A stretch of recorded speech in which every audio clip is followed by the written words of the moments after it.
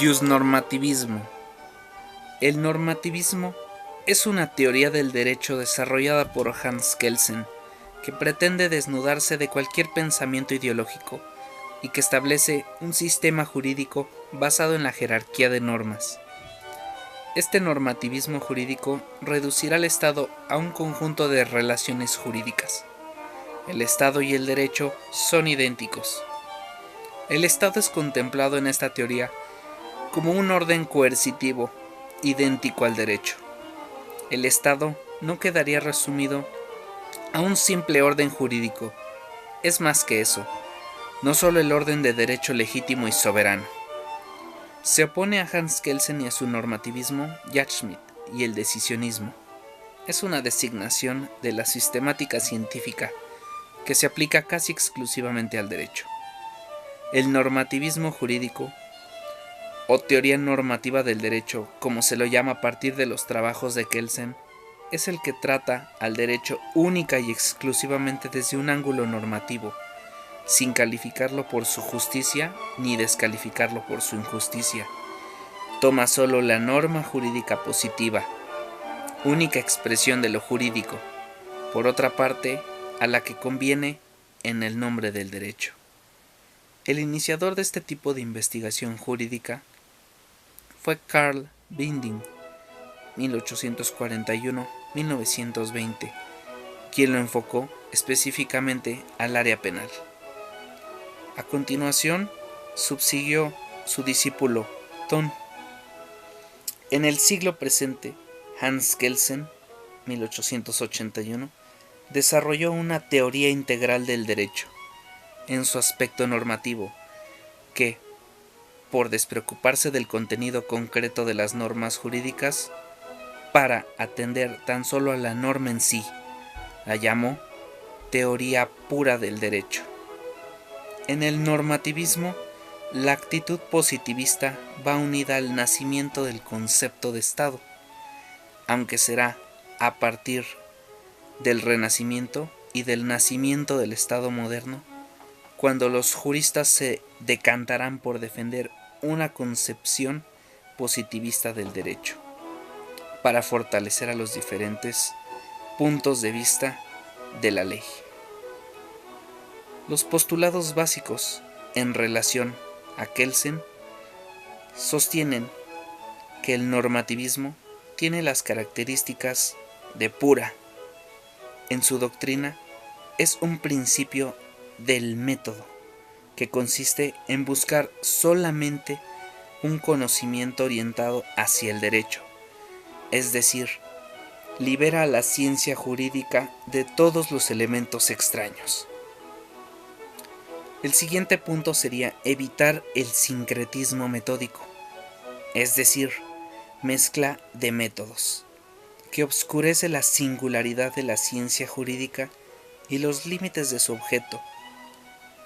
Utiliza principios de imputación, el cual explica como un principio ordenador o de conocimiento, diferente del de causalidad, que se emplea en la descripción de un orden normativo de la interacción humana.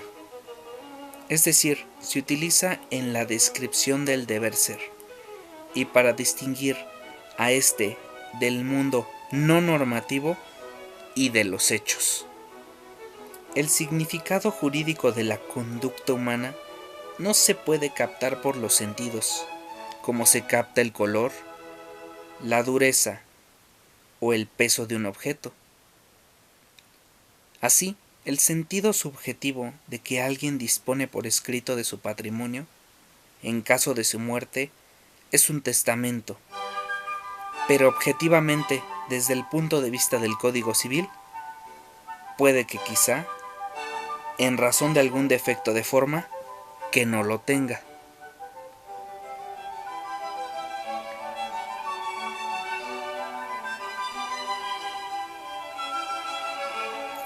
Como el uso de la expresión positivismo jurídico carece de precisión, conviene no usarla.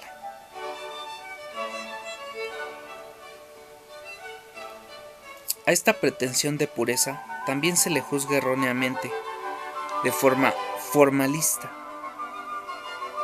En relación al deber ser, en el ámbito de lo jurídico, el mismo autor nos dice que si el derecho declara que bajo determinadas condiciones debe producirse determinada consecuencia, el término debe no se entiende en el sentido usual de que algo está ordenado, pero no autorizado o permitido, sino que abarca los tres significados y funciones normativo-jurídicas: el ordenar, el facultar y el permitir positivamente la consecuencia. El deber ser es la relación entre el supuesto y la consecuencia normativa.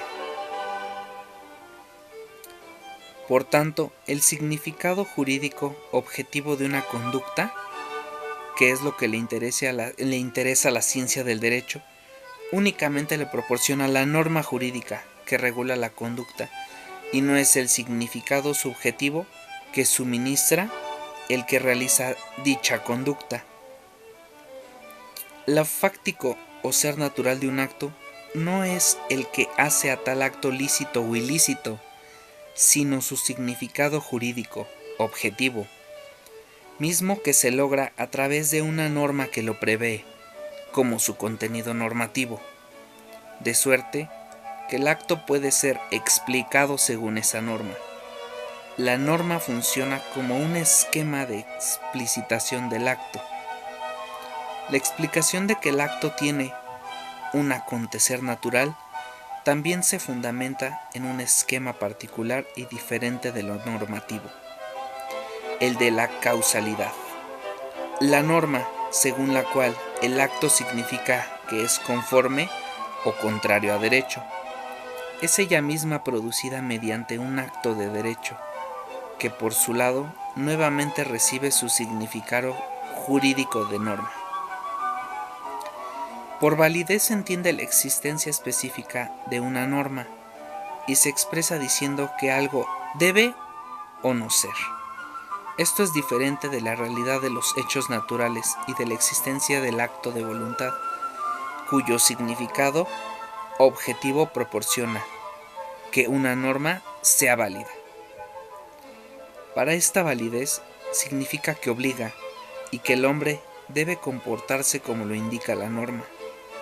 El fundamento de validez de una norma solo puede encontrarse en la validez de otra, el que es caracterizada metafóricamente como una norma superior en relación con una inferior. De lo anterior podemos realizar dos interpretaciones distintas del concepto kelsiano de validez. Los dos aspectos indicados, validez como existencia de la norma y como fundamentación adecuada en otra norma, son elementos integrantes de un concepto único de validez. Una norma es válida o existe si se fundamenta en otra. Pero si entendemos validez como la existencia de la norma, entonces su concepción se identifica con el concepto de norma y se produce una redundancia conceptual. Ross critica esta concepción de validez y dice: pero la norma en sí misma, de acuerdo con su contenido inmediato, expresa lo que los individuos deben hacer. ¿Qué significa decir entonces que los individuos deben hacer lo que deben hacer? La idea de un deber, de obedecer al derecho, de cumplir con las obligaciones jurídicas, solo tiene sentido si suponemos que el deber aludido es un verdadero deber moral que corresponde a la fuerza obligatoria inherente en el derecho. Por otra parte, si articulamos los dos sentidos de validez, resulta que dentro del concepto de norma necesariamente se incluye su fundamento en otra norma. Esto es difícil de aceptar por las siguientes razones. El concepto de norma no puede contener siempre el fundamento en otra norma, porque existen normas positivas que se encuentran en la cima de la jerarquía y no pueden fundamentarse en otras. De lo contrario, se tendría que aceptar o que dichas normas no lo son, o que el primer concepto de norma no se encuentra bien cimentado, porque carece de generalidad. Esto lo pretende corregir Kelsen con la idea de la norma fundante que se comenta a continuación. En segundo lugar, cuando se habla de que una norma se fundamenta en otra, lo que se observa en la primera impresión es que el concepto de norma es independiente del concepto de fundamentación, porque para poder predicar algo de un objeto se requiere que los dos conceptos no sean idénticos. Además, si tal fundamentación es parte indispensable del concepto de norma, tal expresión resulta pleonástica. Los dos aspectos sobre la validez indicados no conforman un solo significado, sino dos significados diferentes, lo que conlleva a la ambigüedad del concepto. Así, la idea de validez como existencia de la norma puede desecharse por redundante, pero validez como fundamentación en otra norma tiene significación teórica propia. Es distinta de la concepción de norma y deber ser, y se relacionan con ellos, calificándolos en función de si se encuentran adecuadamente fundamentados en otra norma o no. Debido a esto, los conceptos se articulan de la siguiente manera. Principio de imputación. Nos permite conocer a las normas y al deber ser que puedan ser calificados de válidos o no válidos. En relación a la validez con fundamento, Kelsen distingue dos tipos de sistemas normativos, el estático y el dinámico. El primero, en normas son válidas en virtud de su contenido, es decir, si su contenido puede ser submitido en el contenido de la norma superior como lo particular bajo el universal. En cambio, las normas del tipo dinámico valen en función de su creación, o sea, si de acuerdo con la norma superior, la autoridad que lo creó es competente y si el procedimiento para hacerlo fue legal. El sistema jurídico tiene esencialmente un carácter dinámico, lo que significa que una norma de derecho vale, en primer lugar porque la creó una autoridad competente y con el procedimiento legal. Esto es especialmente cierto en las normas constitucionales, pero también vale de acuerdo al principio estático porque su contenido es coherente con el contenido que determina la norma superior. El problema de las normas que por su jerarquía superior no se encuentran subordinadas a otras y que por tanto solo tienen el sentido subjetivo de ser normas jurídicas o carecen de validez porque no se fundamentan en otra. Kelsen busca resolverlo por medio de uno de sus conceptos más polémicos, la norma fundante. Así afirma que, para la ciencia del derecho positivista, el primer constituyente histórico es la suprema autoridad jurídica y la norma que dispone deben obedecerse las órdenes del constituyente.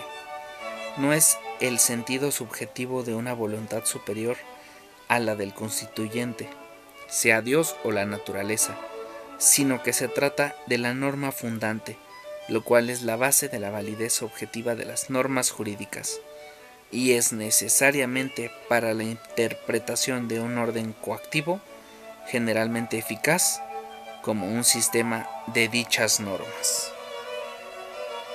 Entre los diversos tipos de críticas que se han elaborado en contra de esta idea, una muy utilizada es la de García Maínez. Tal norma es por definición un mandato o un imperativo, pero un imperativo no puede ser destruido o comprobado por la experiencia como Kant lo demostró. La hipótesis jurídica de Kelsen no es, pues, una hipótesis científica, y lo que parece ser definitivo es cuando el propio Kelsen se refuta a sí mismo. En otras anteriores ha hablado de normas que no son el contenido significativo de un acto de violación.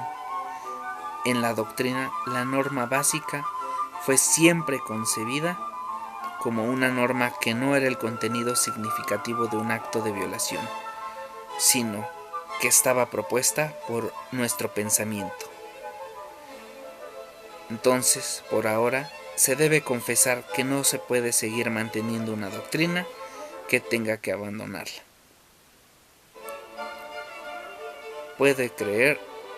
que ha sido fácil de renunciar a una doctrina que se ha defendido durante décadas.